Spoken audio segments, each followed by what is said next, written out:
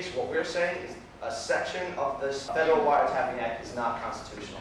At Urban Academy in New York City, they don't use textbooks or standard tests to teach constitutional law. The law doesn't prohibit them receiving that information, right? No, but instead, they research contemporary cases and are graded on their performance as litigants and judges in mock trials like this one. Take it back to the statute, which says if you had reason to know that this was intercepted illegally, it is illegal to broadcast or transmit it. And Urban is itself at the center of a court case. At issue is the school's right to use its own system of assessment instead of the state-mandated standardized test called the Regents exam. There are 37 schools across New York State that are part of the consortium of schools, public high schools, that use performance assessment instead of high-stakes tests in order to organize our curriculum and in order to determine whether students are ready for graduation. His thesis isn't clear. It seems as though he jumps It's a system of assessment, not a single instrument, and it's a system that's based on a number of components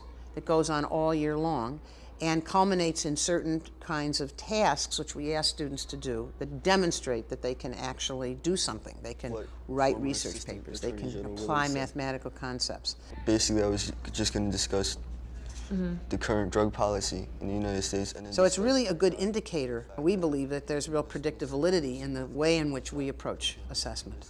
Rather than having a high-stakes test which puts everything on a single score and which leads, we think, to formulaic writing and doesn't really invest the kids in any way in what they're learning. Because when I was reading it, I thought that you have really excellent ideas. I just thought that maybe we could do a little shifting around of certain things. We want them to be able to take text and talk about it, be able to understand how to compare different texts, and to read whole books, not just little snippets of books.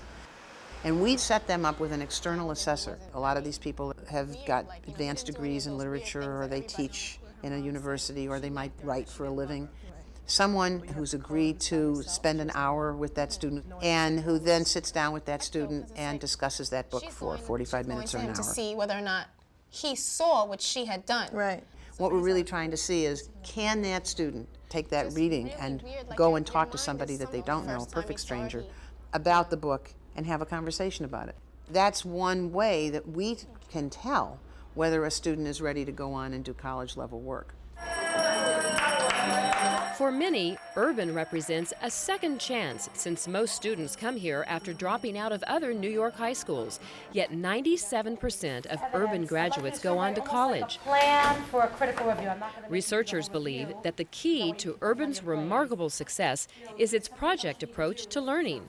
We're sort of really looking at ways to engage students in, very rich material that let them figure things out for themselves, not give them the pre-digested textbook account, but let them read two primary sources and tease out the complexities. A lot of it has to do with, I think, letting the kids encounter real intellectual material in all its complexity. That's the entire job of the press, is to print what they deem. What if the press gets it wrong? Well, then you should buy your news from a different press agency. It's not the job of the government to decide what the harm is still done whether or not people buy from a different press agency. I went to another high school before I came to Urban Academy, and we didn't learn anything. We went through the American Revolution for the whole term, and we just sat there and took notes and we read about it. This is not public information, it's not of the public interest. But when I came here and I took constitutional law, I got to argue things, I got to understand them more because I had to defend them and I had to make my case. And it really, really makes you have to think logically. I think the solution to your ending is actually all on stage already. Rather than spending class time on rote memory drills, classes like this script writing workshop foster creativity.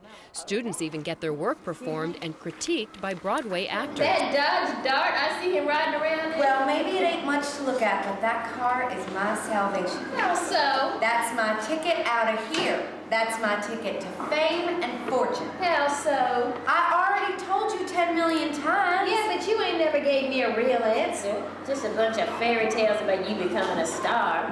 What happens in a culture of performance-based work is young people begin to see their own intellectual signatures. They see themselves as the authors of their own works.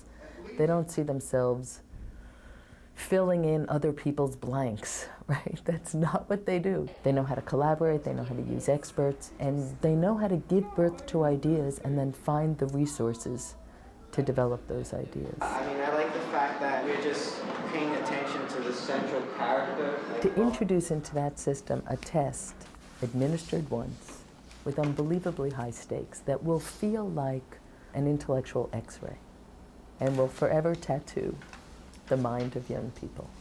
Feels like miseducation and a kind of social sadism that backs young people into leaving schools. In November of 2001, the New York Supreme Court ordered Urban and the other alternative assessment schools to reinstate the Regents exams as a requirement for graduation. But a coalition of students, teachers, administrators, and parents are continuing to fight for the right to set their own standards of assessment. We will not allow you to be reduced to a single test score ever! What's happened is that the government has sold the people of this country a bill of goods that reforming education means giving a test. A test was always a measurement, a form of measurement. It wasn't a reform tool. If you want to reform education, you have to break up these huge schools, have small settings, and really think about, more money poured into the schools, more teacher training, and come up with novel programs. Urban is a novel program that works. Why not look at it if it works? Why destroy it and try to superimpose an old system that never worked for this population to begin with? I think that what's happening is that the decisions about education are being driven by the policymakers and the test makers and the politicians, and not by the teachers, the professionals. On the margins, he can write a sentence. What was the main idea of this thing? There is little doubt that Urban's system of performance assessment places greater demands on its faculty than administering a standard test.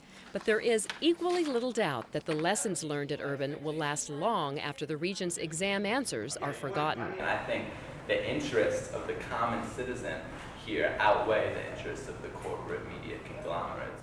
They don't know every war that's ever been fought and every river in the world, but they have depth of knowledge, and they know how to take an issue and learn about it and research and write about it and think about it and resolve it. I know they have this kind of education in the private schools. Every public school child deserves the same. For more information on what works in public education, go to edutopia.org.